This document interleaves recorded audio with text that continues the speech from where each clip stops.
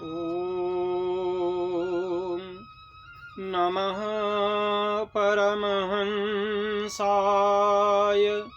स्वादिचरणकमलमकरन्दाय भक्तजनमानसनिवासाय श्रीरामचन्द्राय कृष्णाय वासुदेवाय हरये परमात्मने प्रणतः क्लेशनाशाय गोविन्दाय नमो नमः। गोविन्दाय नमो नमः। धर्म प्रेमी बंधुओं, आइए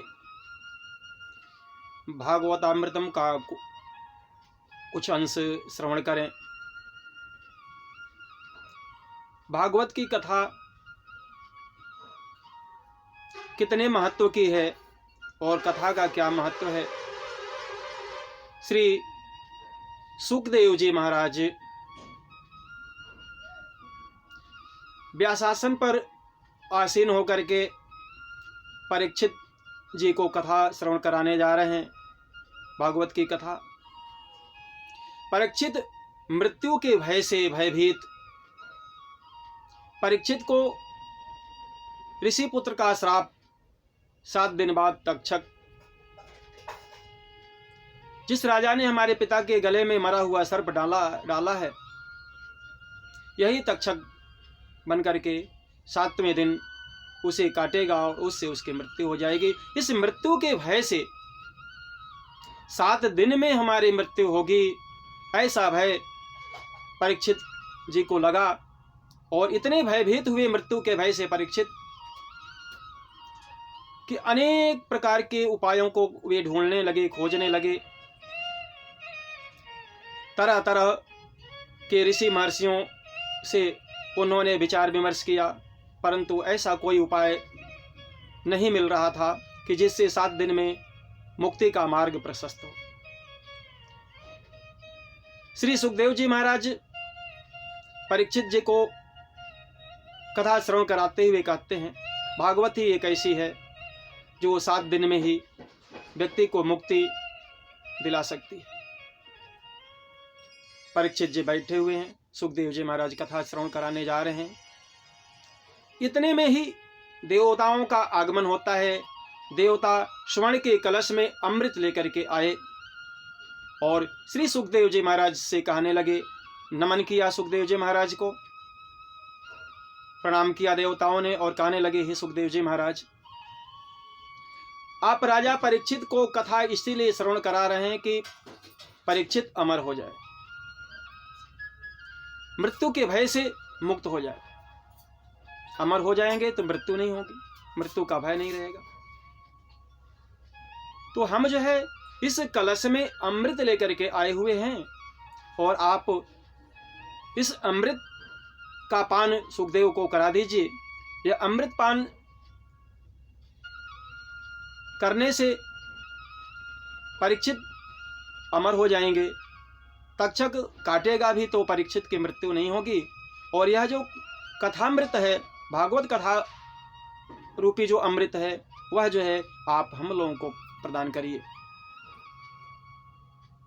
श्री व्यास जी महाराज श्रीमद् भागवत में वर्णन करते हैं, लिखते हैं, परीक्षिते कथा वक्तुम सभायां संस्थिते सुखे सुखम नत्वा वदन् सर्वे स्वकार्य कुशलासुरा। सुधा कुंभं गृहीत्वैव सुधामिमाम् एवं विनिमये जातो सुधाराज्ञो प्रपीयताम् प्रपास्यामो वयं सर्वे श्रीमद्भागवतामृतम्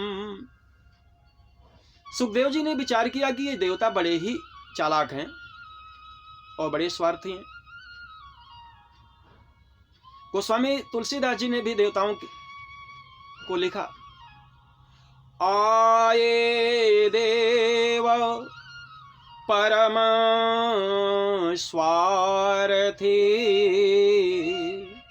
वचनों कहीं जनो परमारथी। ये देवता अपने परम स्वार्थ के वशीभूत होकर के आए और ऐसे वाणी बोल रहे हैं, ऐसे चालाकी भरे शब्दों का प्रयोग कर रहे हैं जैसे परमार्थ कर रहे हैं। गोस्वामी तुलसीदास जी ने कहा। सुखदेव जी महाराज भी कहते हैं, व्यास जी लिखते हैं कि स्व कार्य कुशलासुरा। ये देवता लोग अपने कार्य को सिद्ध करने के लिए, अपने कार्य को कराने में बड़े ही कुशल होते हैं। सुखदेव जी से कहा, यह अमृतपान परीक्षित जी को करा दीजिए और बदले में यह कथामृत हमें दे दीजिए। सुखदेव जी ने विचार किया। सुखदेव जी ने कहा, कहाँ यह कांच, अमृत रूपी कांच, और कहाँ ये भागवत कथा मृत रूपी मणि। क्व सुधा क्व कथा लोके, क्व काचः क्व मणिर्महान। अरे देवताओं, यह जो तुम अमृत कलश लेकर के आए हुए हो, यह इसकी तुलना कथा से कैसे है?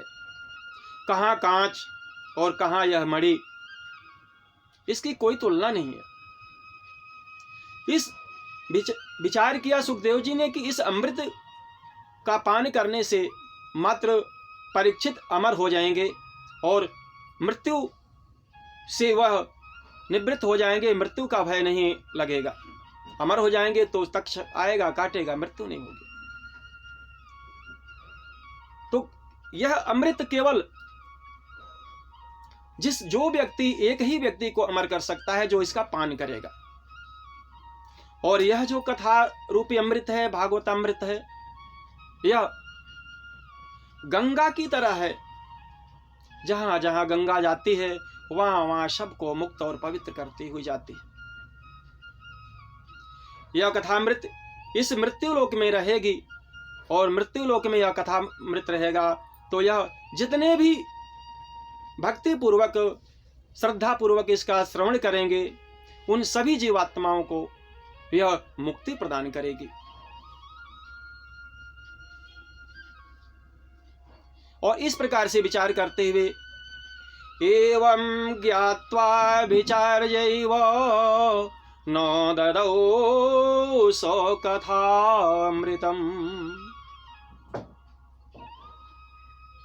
इस प्रकार से विचार करने के बाद श्री सुखदेव जी महाराज ने देवताओं को भागवत रूपी कथामृत नहीं दिया और श्री सुखदेव जी महाराज ने श्री परीक्षित जी जैसे श्रोता को भागवत की कथा का अमृत पान कराया। और सुखदेव जी महाराज के कथामृत पान कराने से श्री परीक्षित जी महाराज मृत्यु के भय से मुक्त हो गए। यह भागवत की कथा जो भय है, मृत्यु का भय, उस भय से यह मुक्त कर देती है और वह मुक्त हो गए। आगे वर्णन आता है। तक्षक आया क्योंकि ऋषि का श्राप था और उसे भी पूर्ण होना था। तक्षक आया और तक्षक ने परीक्षित को काटा, लेकिन इससे पहले, तक्षक आने से पहले और काटने से पहले ही परीक्षित मुक्त हो चुके थे। परीक्षित को सिर्फ तक्षक ने परीक्षित के स्थूल देह को काटा, उनका जो पंच भौतिक शरीर था, जो पंच तत्व था, वह प्रभु में विलीन हो गया। जब तो भागवत की कथा अमरत्व प्रदान करने ही है, अमरता तो देती ही देती है, निर्भयता देती है, भय से मुक्त करती है। मृत्यु के भय से प्राणी मुक्त हो जाता है, उसे भय नहीं लगता। इन्हीं शब्दों के साथ अपने वाणी को विराम देते हैं, प्रभु के चरणों में समर्पित करते हैं। थोड़े थोड़े अंशों में आप सब इसी प्रकार से भगवत कथा अमृत श्रवण करते रहिए। अभी तक यदि आपने हमारे YouTube चैनल को सब्सक्राइब नहीं किया हो तो उसे सब्सक्राइब करें, वीडियो लाइक करें, अच्छा लगे तो एक दूसरे को सुनाएं, क्योंकि जो कथामृत है, जो ज्ञान की चर्चा है, जो भक्ति की चर्चा है, जो वैराग्य की चर्चा है, जितना ही इसे बांटा जाए उतना ही पुण्य कारक होता है और पुण्य मिलता है। जो तमस, जो अंधकार अनेक जीवात्माओं के अंदर समाया हुआ है, अनेक प्रकार से मनुष्यों के अंदर समा करके भय से भयभीत किए हुए है, यह ज्ञानामृत, ज्ञान का दीप उनके अंदर प्रकाश भरेगा, उनके अंदर के अंधकार को दूर करके प्रकाश पूर्ण करेगा। तो इस प्रकार से बांटते रहें, एक दूसरे को श्रवण कराते रहें, सुनते रहें, आपके पास जो है उसे वितरित करें, यही तो शास्त्रों ने बताया है। एक दूसरे को सुनाएं। इन्हीं शब्दों के साथ अपनी वाणी को प्रभु चरणों में समर्पित करते हुए विराम लेते हैं। सभी को जय श्री सीताराम जी, जय श्री राधे कृष्ण।